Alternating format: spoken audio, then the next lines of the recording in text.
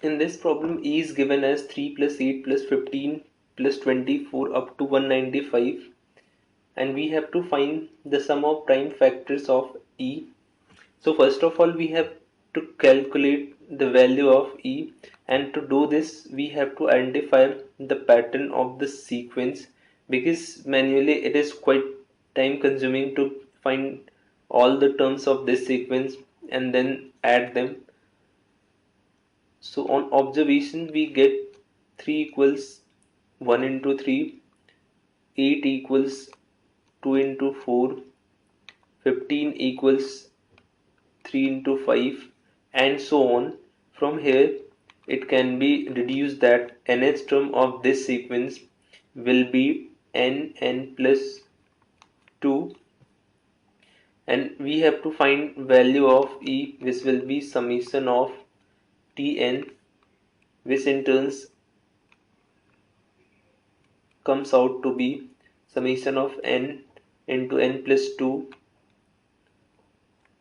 which is equal to summation of n square plus 2 summation of n.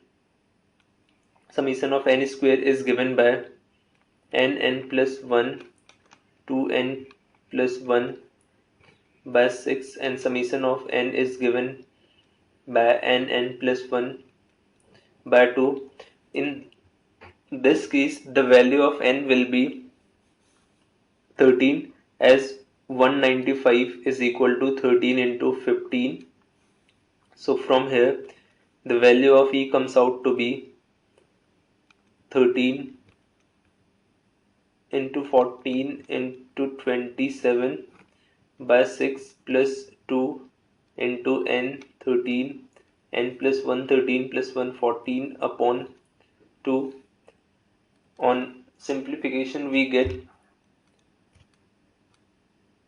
the value of E as 1001, which is equal to